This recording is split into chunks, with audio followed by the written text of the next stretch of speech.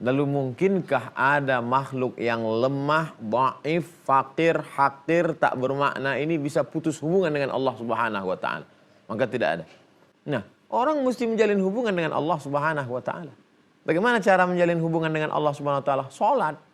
Salat itu adalah komunikasi menjalinkan hubungan dengan Allah Subhanahu wa taala. Yang mengajarkan siapa? Allah. Kepada siapa?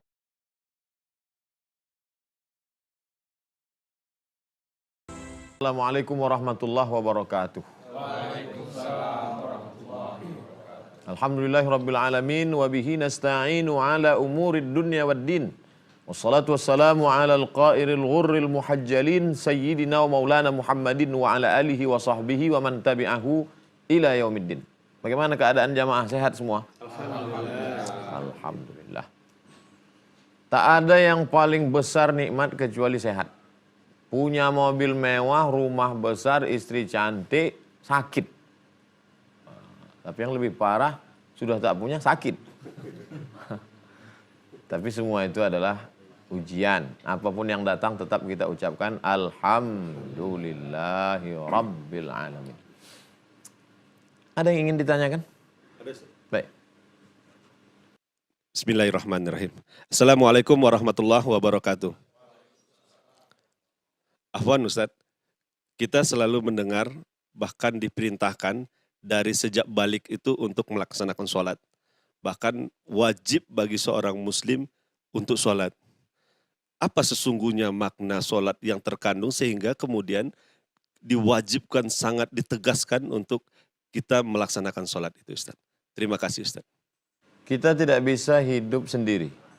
Ketika kita sedang menyuap nasi, maka saat itu kita sedang berhubungan paling tidak dengan 5 orang. Pertama, yang menanam padi. Kedua, yang membawa padi ke kilang padi, mengupas kulit padi menjadi beras. Keempat, yang menanak, memasak nasi. Kelima, orang yang menyiapkan. Kalau dia dibeli, delivery, diantar.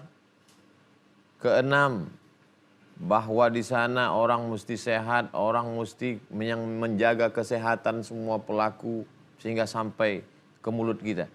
Artinya untuk satu momen dari fase kehidupan yang panjang saja kita tak boleh putus hubungan dengan 5 orang. Baru satu sampel.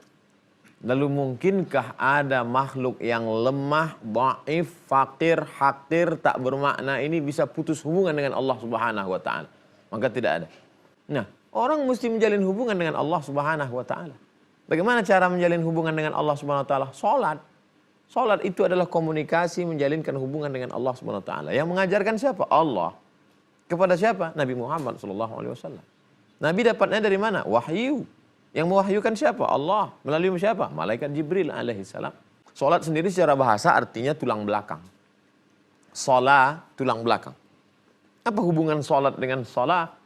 Karena sholat adalah ibadah yang membengkokkan tulang belakang.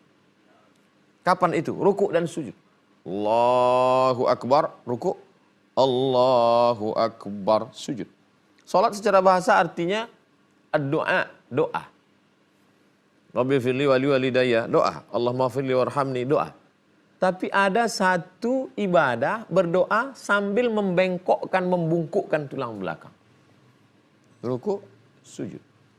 Adapun sholat menurut syariat Islam, sholat menurut istilah adalah aqwalun, ucapan, af'alun, perbuatan. Mufattatahatun bitakbir, dibuka dengan takbiratul ihram. Allahu Akbar. Wa mukhtatamatun bitaslim, ditutup dengan salam. Assalamualaikum warahmatullahi. Aqwalun, ucapan. Ada ucapan kalau tidak dibaca salat batal. Apa itu? Al-Fatihah. Bismillahirrahmanirrahim. Alhamdulillahirabbil alamin. Ar-Rahmanirrahim. Maka disebut ucapan. Wa af'alun, perbuatan. Tegak, ruku, sujud, i'tidal, salam. Dibuka dengan takbir, ditutup dengan salam. Itulah salat. Sebab itu sholat ini Masya Allah, tabarakallah. Ayat yang terkait dengan sholat ini banyak sekali. Kita akan bahas salah satu daripadanya. A'udzubillahi minasyaitonirrajim. Jangan lupa, tetap mohon perlindungan Allah Subhanahu wa ta'ala. A'udzu billahi minasy syaithanir rajim. Surat An-Nisa 103. Fa idza qadaitumus salata, maka idza apabila qadaitum kamu sudah melaksanakan salat. Kalau kamu sudah melaksanakan salat, salat subuh, salat zuhur, salat asar, salat maghrib, salat isya, salat sunat, qabliyah subuh, qabliyah zuhur, ba'diyah zuhur, qabliyah asar, qabliyah maghrib, ba'diyah maghrib, qabliyah isya, ba'diyah isya. Salat yang terikat dengan waktu. Salat pagi, isyraq, duha, awabin. Malam, tahajud, witir. Salat yang tidak terikat dengan waktu. Salat tahiyatul masjid. Salat yang dilaksanakan secara berjamaah.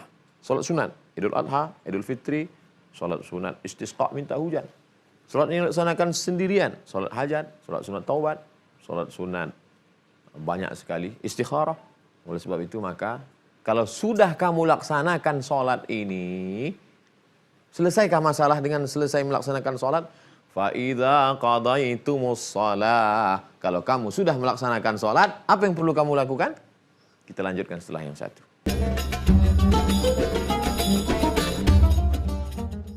Fa idza qadaitumus shalah. Kalau kamu sudah melaksanakan salat, apa yang perlu kamu lakukan? Fadhkurullah. Fadhkurullah. Fadhkuru zikir. Zikir itu apa? Menyebut di mulut, mengingat di hati. Menyebut di mulut Allah, mengingat di hati. Tak ada suaranya. Mengingat. Di mana sebenarnya? Di hati. Berdegup, berdetak di jantung. Makanya disebut dengan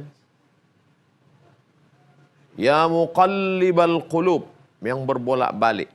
Kenapa disebut dia muqallibal qulub? Allah yang membolak-balikkan hati. Hari ini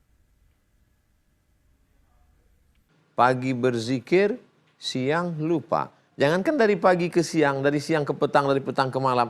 Tadi berzikir, sekarang lupa, berbolak-balik. Sementara kita maunya jangan sampai putus. Fadhkurullah. Mulut menyebut, hati mengingat. Fadhkurullah. Kapan itu? Pada kondisi apa? Qiyaman. Tegak. Wa qu'udan.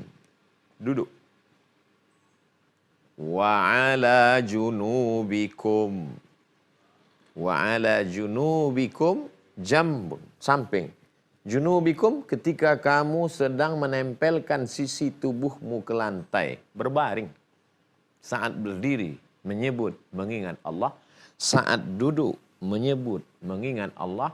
Saat berbaring menyebut, mengingat Allah. Kenapa yang disebut tiga ini? 1, 2, 3.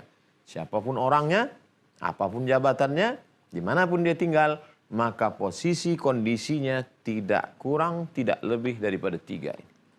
Yang sedang beraktivitas, mengajar, berolahraga di kampus, dia sedang berdiri. Dan dia sedang menyebut Allah. Yang sedang dalam keadaan duduk di kantor, dan dia menyebut, mengingat Allah. Yang sedang saudara-saudaraku terbaring di rumah sakit, dia juga menyebut dan mengingat Allah. Yang disebut itu apa? Ada yang menyebut afdhaluz zikri la ilaha illallah. Ini yang paling afdal. La ilaha illallah, la ilaha illallah, la ilaha. Sambil berjalan, la ilaha. Selama tidak di tempat najis, WC, toilet, tak boleh. Itu pun sebelum masuk ke dalam tetap. Allahumma inni a'udzubika minal khubuthi wal khaba'is. Tetap menyebut. La ilaha illallah. Oh, saya diajarkan guru saya tasbih. Zikir juga. Subhanallah wa bihamdihi subhanallahil azim. Subhanallah wa bihamdihi subhanallahil azim. Subhanallah wa bihamdihi subhanallah. Tapi ada Habib mengajarkan saya, katanya Pak Ustaz salawat aja. Zikir juga. Allahumma salli ala sayyidina Muhammad wa ala ali Muhammad. Allahumma salli ala sayyidina Muhammad wa ala ali Muhammad. Allahumma salli ala sayyidina Muhammad wa ala ali Muhammad. Allahumma salli ala sayyidina Muhammad wa ala ali Muhammad. Karena di sana juga ada menyebut Allah dan hati tetap mengingat Allah. Tapi guru saya mengajarkan Allah saja Pak Ustaz. Enggak ada yang lain-lain. Allah. Allah. Allah. Dan ada yang mengatakan nggak boleh. Nggak boleh menyebut ismul mufrad Allah. Al-Quran menyebut fazkurullah. Sebutlah Allah. Jadi kalau ada yang melarang, jangan sebut Allah. Loh, Allah nyuruh kok. Fazkurullah. Tapi mesti dipraktekkan dalam hadis Nabi. Mana dalil dari hadis Nabi? La taqumus sa'ah. Hari kiamat tidak akan terjadi selama masih ada orang di atas muka bumi ini menyebut Allah. Allah. Allah. Jadi itulah saya ngaji ke sana kata yang paling afdal ini, ngaji ke sini katanya ini, kata Habib ini, kata Kiai ini. Terus belum ada yang saya amalkan lagi Pak Ustaz. Itu yang salah. Salah. Saya bingung yang mana Pak Ustaz. Buat la ilaha illallah 1000. Subhanallah 1000. Allahumma sholli ala sayyidina Muhammad 1000. Allah 1000. Wah enggak boleh. Bid'ah. Enggak boleh nih. Kenapa pakai 1000 ini? Abu Hurairah radhiyallahu an sebelum tidur malam menyimpul alfa uqdah. 2000 simpul tali. Yusabbihu bertasbih sebelum tidur malam. Subhanallah bihamdihi subhanallah. Subhanallah bihamdihi subhanallah. Subhanallah bihamdihi subhanallah. Subhanallah bihamdihi subhanallah. Dulu sahabat Nabi sebelum tidur malam 2000. Sekarang kita remon. Nah, oleh sebab itu maka ini tetap menyebut. Tapi hati tetap mengingat. Ya Rasulullah, ya. Saya kalau berdoa, saya ada berselawat. Doa ada selawat. Kadang selawatnya dipangkal. Alhamdulillahirrabbilalamin wassalatu wassalamu ala asyrafil anbiya wal mursalin. Kadang selawatnya di ujung. Wa sallallahu ala sayyidina wa maulana Muhammad wa ala alihi wa sahbihi wasallam. Berapa kujadikan dari doaku itu solawat kepadamu. Bagaimana kalau 1/4 ya Rasulullah? Baik kata Nabi. Kalau engkau mau tambah lagi. Bagaimana kalau 1/2 ya Rasulullah? Baik. Kalau kau mau tambah lagi. Bagaimana kalau 2/3 dari doaku itu kujadikan solawat? Bagus. Kalau kau mau tambah lagi. Bagaimana kalau seluruh doaku itu adalah solawat? Kaffallahu hammaka. Allah mencukupkan segala keinginanmu. Allah hilangkan segala kesusahanmu. Dan Allah ampunkan segala dosa-dosamu. Man shalla alayya salatan. Siapa yang berselawat kepadaku 1 kali. Sallallahu alaihi biha asyara. Allah balas 10 kebaikan. Wa huttan anhu asyara sayyiat. Itu tutupi Allah 10 dosa kesalahan. Wa rufi'an lahu asyara darajat. Diangkat derajat kemuliaan 10 tingkatan. Oleh sebab itu maka ini adalah mulut menyebut. Kita ini semakin tua, semakin bertambah usia, mulut bukan semakin diam. Banyak orang beranggapan, saya waktu masih mudanya aja suka ngobrol-ngobrol cerita ini Pak Ustaz. Nanti kalau udah agak-agak tua dikit insya Allah diam. Pengalaman saya ketemu orang tua, makin gak berhenti. Ceritanya sudah habis. Cerita sudah habis, dia ulang cerita baru. Seperti CD rusak.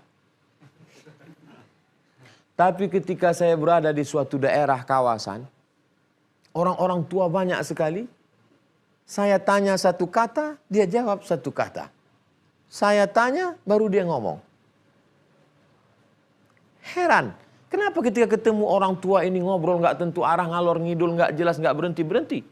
Malah 1 cerita diulang 3 kali. Tapi kenapa kepada orang tua ini dia diam, tapi tangannya tak berhenti? Ternyata mereka punya wirid, mereka punya amalan rutin. Saya tanya, Tuan, apa yang dipetik? Tasbih. Berapa sehari? Tak banyak. Berapa? 5.000.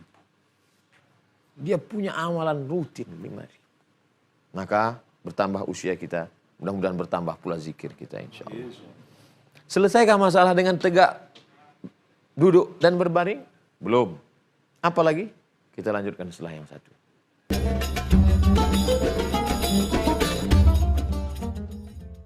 Fa'idha qadaitumus salah. Kalau kamu sudah salat, fadhkurullah. Sebutlah dan ingatlah Allah. Qiyaman, berdiri. Wa qu'udan, saat duduk. wa ala junubikum, saat berbaring. Fa idza tuma'nantum, pada saat perang, dikejar-kejar musuh, tidak tenang, kamu tunda sholat. Tapi pada saat aman damai, fa idza tuma'nantum, kalau sudah aman, fa aqimus shalah, tegakkanlah sholat. Berapa kali kata sholat diulang Allah di dalam ayat ini? Belum selesai, sudah 2 kali dia ulang. Fa idza qadaitumus shalah fa aqimus shalah. Dari satu sholat ke sholat berikutnya, apa yang membuat koneksi hubungan kita tidak putus dengan Allah? Zikir. Bulat, titik di tengah. Jam 12 azan zuhur, sholat. Jam 3 lewat azan asar, sholat. Jam 6 lewat sedikit azan maghrib, sholat. Jam 7 kurang lebih, sholat. Lalu di antara sholat ini zikir. Ayat ini membantah, membatalkan pernyataan orang yang mengatakan kalau sudah zikir tidak perlu. Hayya 'alas shalah.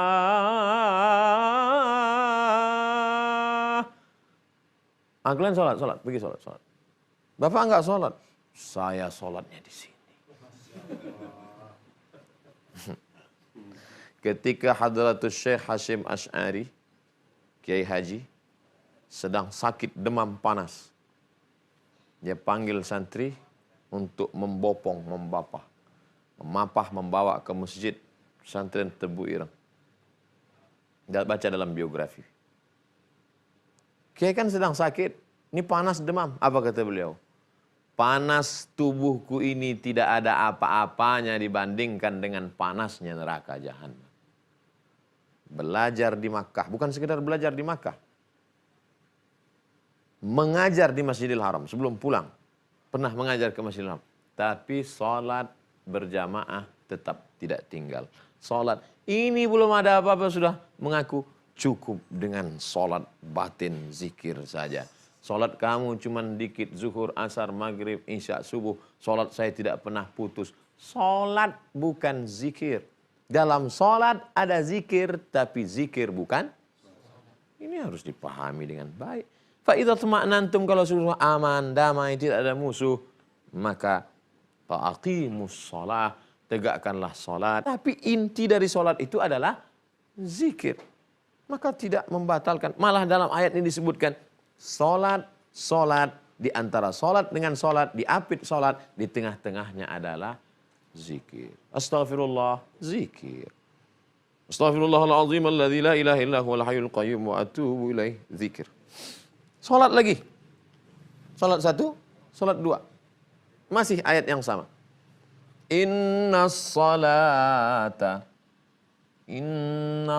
salata kanat 'alal mu'minina kitaban mauquta. Solat, pengulangan menunjukkan pentingnya solat. Sampai 3 kali tikrar, li taukidil makna. Sesungguhnya solat itu bagi orang-orang yang beriman, kitaban mauquta. Sudah ada waktu yang ditetapkan, tidak boleh digeser, diobrak-abrik. Waktu sholat itu Pak Ustadz, siapa yang menetapkan? Allah. Diberitahukan kepada siapa? Rasulullah SAW. Yang membawanya siapa? Jibril alaihissalam. Mana dalilnya? Buka kitab Muwatta. Ditulis oleh Imam Malik bin Anas. Meninggal tahun 179. Makamnya di Baqi, samping Masjid Nabawi. Gurunya Imam Muhammad bin Idris Asy-Syafi'i. Apa kata beliau? Setelah peristiwa Isra Mi'raj, datang Jibril alaihissalam mengajarkan tata cara gerakan sholat, jumlah rakaat, lengkap dengan waktunya. Subuh begini, zuhur begini, asar begini, isya begini, maghrib begini, isya begini. Muru auladakum, suruh anak kamu sholat, wahum abna'u sab'a sinin, umur 7 tahun. Wadribuhum fil asrah, pukul untuk memberikan efek jerah 10 tahun. sebelum 7 tahun sudah ajarkan dia menghafalkan surat-surat pendek. Alhamdulillah Pak Ustadz, anak-anak kami sudah sholat. Terus suami kami belum sholat. Waduh, kepala rumah tangga imam tidak sholat. Baik, ada pertanyaan dari jamaah? Assalamualaikum warahmatullahi wabarakatuh. Waalaikumsalam warahmatullahi wabarakatuh. Ada sesuatu yang istimewa mendahului sholat, Ustaz, yaitu azan. Azan yang lafaznya diantaranya memuji-muji Allah dan Rasulnya. Apakah korelasi azan dengan sholat? Apakah hanya sebatas memanggil kita untuk sholat atau ada makna yang lebih dalam? Terima kasih, Ustaz. Bagaimana cara kita memanggil orang banyak untuk sholat? Kalau begitu kita tiup saja trompet. Ambil tanduk kerbau, tiup trompet. Kata sahabi, jangan. Karena meniup trompet ini tradisi Yahudi. Man tasyabbaha biqaumin fahuwa minhum. Tidak boleh mengikut tradisi orang lain. Oh, kalau begitu kita pukul lonceng. Jangan. Itu tradisi Nasrani. Jadi kalau begitu bagaimana? Bermimpi salah seorang sahabat. Disampaikan kepada Nabi. Maka azan, takriri. Azan. Ketetapan Nabi SAW terhadap apa yang dilihat oleh sahabat Nabi. Ini juga bagian dari sunnah. Itulah lafaz azan yang kita dengar sekarang. Allahu Akbar, Allahu Akbar. Maka fungsi azan yang pertama adalah menunjukkan masuknya waktu. Fungsi azan yang kedua adalah memanggil orang untuk datang ke masjid. Tapi dalam kitab-kitab mazhab Syafi'i ada keterangan lain. Azan mengusir angin puting beliung. Azan mengusir jin yang merasuk seorang. Azan. Maka kalau ada orang ngomongnya ngalor ngidul ngawur nggak tentu orang azan telinganya. Nah, oleh sebab itu maka ditanamkan akidah, dikuatkan batinnya. Setelah dia dengar azan ini, berkumpul datang bersama. Azan mengingatkan kita tentang hayya 'alas shalah, dikuatkan lagi. Ada pemanasan. Azan adalah bagian dari episode. Kalau main bola tidak langsung masuk ke lapangan sepak bola, bisa kram. Pemanasan dulu. Allahu Akbar, Allahu Akbar. Kuat. Asyhadu an la ilaha illallah. Kepada Allah. Kepada Nabi Muhammad. Asyhadu anna Muhammadar Rasulullah.